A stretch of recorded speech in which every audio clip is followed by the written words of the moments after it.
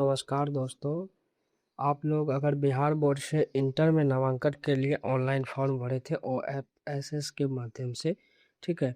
और आपको यह बता दो कि आपका फर्स्ट मेरिट लिस्ट जो है वो कल आ चुका था।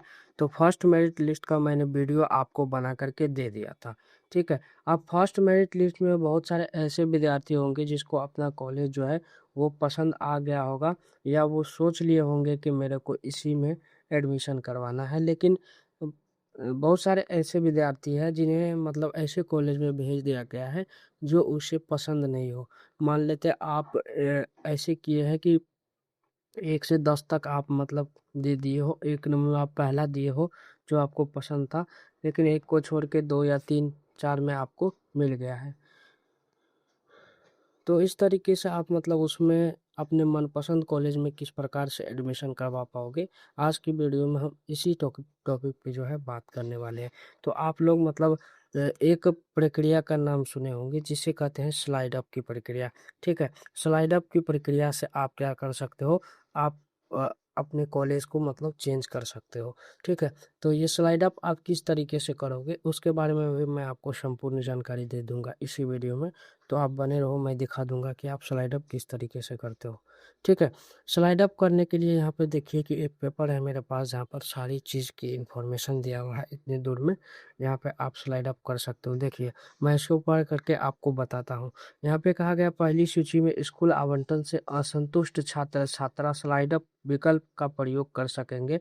परीक्षा ने कहा है कि अगर कोई विद्यार्थी उन्हें आवंटित किए जाने वाले स्कूल से संतुष्ट नहीं है और दूसरा स्कूल या संकाय चुनना चाहते हैं तो ऐसे में स्लाइड अप का विकल्प चुन सकते हैं, लेकिन उनके लिए आवश्यक है कि वे पहले उस संस्थान में नामांकन करा ले जहां उसका चयन हुआ है।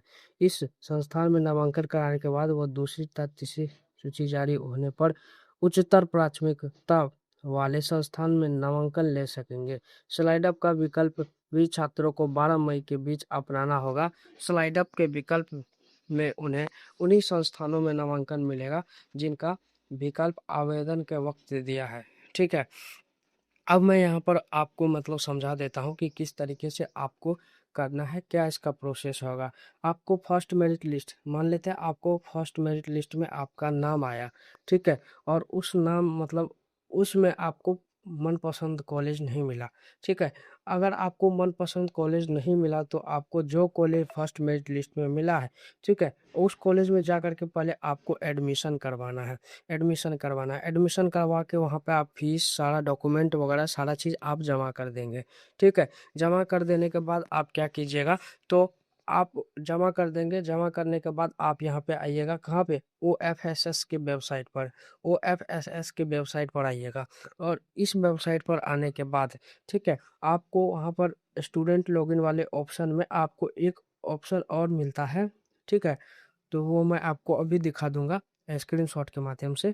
उस पर आप क्लिक करके आप वहाँ पे अपनी सारी जानकारी क्या कर दीजिएगा, भर दीजिएगा।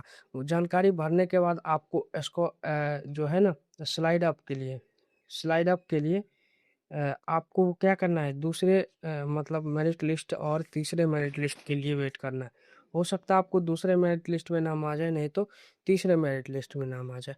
अब मैं आपको बताता हूँ कि स्लाइड अप का करने में दिक्कत क्या होती है। कि स्लाइड अप में आप मान लेते हैं कि आप 1 2 3 4 ये स्कूल आप क्रम से चुने हैं और आपको 4 नंबर का स्कूल जो है अलॉट हुआ है। तो स्लाइड अप में आप जाना चाहते हैं 1 नंबर वाले स्कूल में, तो कोई ठीक नहीं है कि आपको 1 नंबर वाला स्कूल ही मिलेगा। आप 3 नंबर में भी जा सकते हैं, 2 नंबर में भी जा सकते हैं, ठीक है। तो स्लाइड अप से ये दिक्कत होती है और यहाँ पे आपको फीस लगेगा। फिर यहाँ पे आप एडमिशन करवाएंगे तो यहाँ पे फीस लगेगा, ठीक है। तो इस तरीके से आपको स्लाइड अप में थोड़ी बहुत स्लाइड अप हम मैं मानता हूँ कि एक अच्छी प्रक्रिया है जिससे आप एडमिशन अच्छे तरीके से करवा सकते हो। लेकिन स्लाइड अप मतलब मान लेते हैं कि वो कई मतलब स्थिति में जो है ये फेल भी कर जाता है, क्योंकि आपको नहीं चाहते हुए भी ना आप दूसरे स्कूल में भी जा सकते हैं।